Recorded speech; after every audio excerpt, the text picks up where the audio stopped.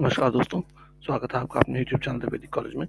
और आज हम लोग देखने वाले हैं लूसेंट एंशंट हिस्ट्री का जो हम लोग पढ़ रहे हैं।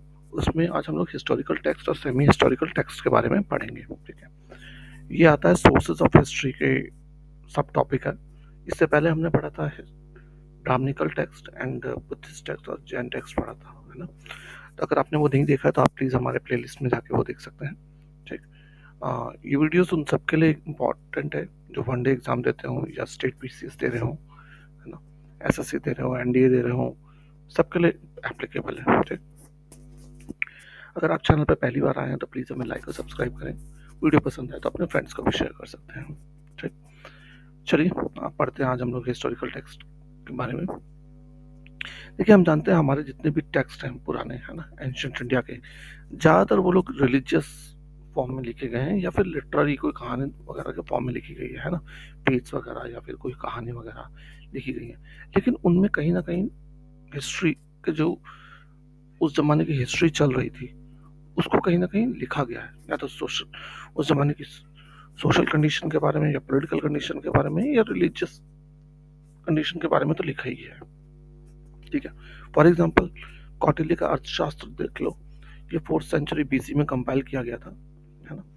अब इसमें बहुत ही डिटेल में दिया गया है सिस्टम ऑफ एडमिनिस्ट्रेशन के बारे में, एडमिनिस्ट्रेशन कैसे चलाते हैं, है ना। अब ये तो दिया ही गया, साथ में उसमें उस जमाने की सोशल और रिलीजियस लाइफ के बारे में भी बहुत ही अच्छे तरीके से बताया गया है। इसको माना जाता है कि ये अर्थशास्त्र जो किताब है वो अरिस्टोटल की पॉलिटिक्स या मिक्यावेली की प्रिंस के इक्विवेलेंट है। फिर अगली किताब एक बहुत इंपॉर्टेंट उस जमाने की है, 4th-6th सेंचुरी एडी की, कमंडक की नीतिसार। ये गुप्त पीरियड की मोनार्की पे बारे में हमें बताता है। ये आप याद रखना, किताबों के नाम है ना, नीतिसार किसने लिखी थी? कमंडक ने। ऐसी शुक्र नीतिसार शुक्र ने लिखी थी, ये उस जमाने की मोनार्की के बारे में बताता है। ऐसे ही सोमदेव सूरी जी की नीतिसार नीति वाक्य मित्र हमें स्टेट मशीनरी के बारे में उस जमाने की इंफॉर्मेशन प्रोवाइड करता है। ठीक,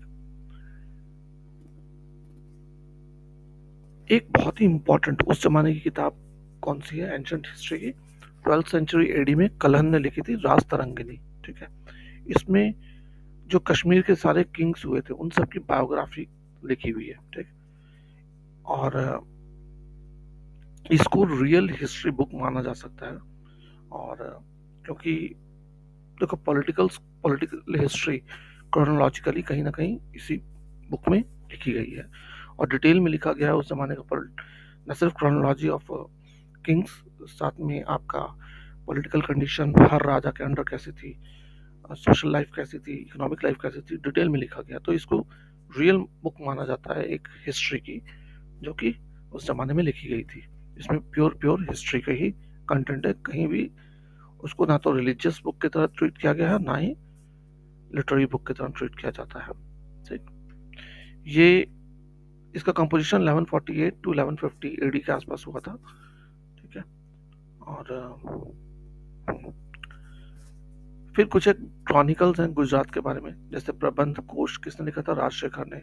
हमीर माद मर्दान जयसिंह ने लिखा था। तेजपाल प्रशस्ति वस्तुपाल ने लिखी थी। प्रबंध चिंतामणि मेरुतुंग ने लिखी थी। ये गुजरात की हिस्ट्री के बारे में बताते हैं ये सब। ठीक, देखो ये किताबों के नाम आपको याद रखने होंगे दोस्तों, ठीक है ना, बहुत ही इंपॉर्टेंट है। कोई भी किताब दे देगा, पूछेगा कि किस बारे में थी ये। ठीक है, फिर एक सबसे ज्यादा फेमस बुक जो एंशिएंट हिस्ट्री की है वो है चचनामा, है ना। और ये किसके बारे में? सिंध के बारे में है। लिखी किसने थी? काजी इस्माइल ने लिखी थी। इस बुक का नाम ओरिजिनली क्या था? तारीख सिंध व हिंद। ठीक, जो कि अरेबिक लैंग्वेज में थी। फिर बाद में इसका ट्रांसलेशन किया गया पर्शियन लैंग्वेज में, किसके द्वारा? अली बिन हामिद कुफी के द्वारा 1216 में, और इसका नाम रखा गया चचनामा। ठीक, चचनामा को एक और नाम से जानते हैं, फतेहनामा ए सिंध। ठीक है, इसमें डिटेल डिस्क्रिप्शन दिया हुआ है कि किस तरीके से मोहम्मद बिन कासिम ने सिंध को जीता था। कब जीता था मोहम्मद बिन कासिम ने सिंध को? 711-12 में। ठीक, और किताब कब लिखी गई? 1216 में। लिखी तो पहले ही गई थी, लेकिन 1216 में उसका ट्रांसलेशन हुआ था पर्शियन में।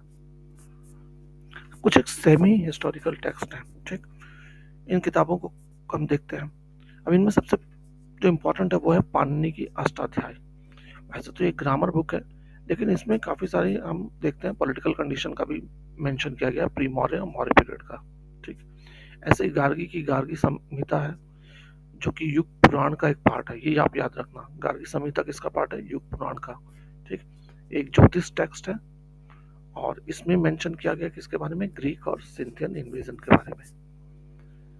फिर पतंजलि की महाभाष्य है, ये एक तरीके से कमेंट्री है किसके ऊपर? पाणिनि के अष्टाध्याय के बारे में, लेकिन ये उस जमाने की हिस्टोरिकल इवेंट्स के बारे में भी काफी कुछ बताती है। फिर दो किताबें और बहुत इंपॉर्टेंट है, कालिदास की मालविका अग्निमित्र, ये ड्रामा की बुक थी, है ना, और ये शायद उनका पहला ड्रामा था, और ये इंफॉर्मेशन देता है कि शुंग डायनेस्टी की उस जमाने में क्या पॉलिटिकल कंडीशन थी, या उनसे पहले के रॉयल डायनेस्टीज की कैसी कंडीशन थी, और साथ ही साथ उनकी पर्सनल लाइफ के बारे में भी बताता है काफी कुछ, मालविका अग्निमित्र के बारे में। ठीक है, फिर विशाख दत्त की एक किताब है मुद्रा राक्षस, ये दोनों किताबों का नाम आपको दे देगा, राइटर पूछेगा, है ना। मालविका अग्निमित्र किसने लिखी थी? कालिदास ने। मुद्रा राक्षस विशाख दत्त ने। ये कई बार आ चुका, मुद्रा राक्षस तो कई बार एग्जाम में पूछा जा चुका है। ठीक है, विशाख दत्त ने लिखी थी। ये बेसिकली ये भी एक ड्रामा बुक है ना। इसमें क्या कंटेन कर रहा है, किस चीज के बारे में बताया गया ड्रामा? ये चंद्रगुप्त मौर्य के बारे में, चाणक्य के बारे में, है ना, उनके कॉन्टेम्पररी किंग्स के बारे में। फिर इसमें ये दिखाया गया कि किस तरीके से चंद्रगुप्त मौर्य ने चाणक्य की सहायता से नंद को ओवरथ्रो किया था, और उस जमाने की सोशियो इकोनॉमिक कंडीशन को बहुत ही अच्छे से मेंशन किया गया है इस बुक में। ठीक है, तो ये कुछ एक इंपॉर्टेंट बुक्स हैं फ्रेंड्स, जो आज हमने डिस्कस किया, ये आपको बिल्कुल याद होनी चाहिए। एक बार में तो मुश्किल है, 2-3 बार सुनो, 4 बार सुनो, है ना। वीडियो ज़्यादा बड़ा भी नहीं बनाया मैंने, इसीलिए छोटा सा बनाया है। 3-4 बार सुनो, आपको याद हो जाएगा। ठीक है, तो थैंक्स फॉर वॉचिंग। जय हिंद।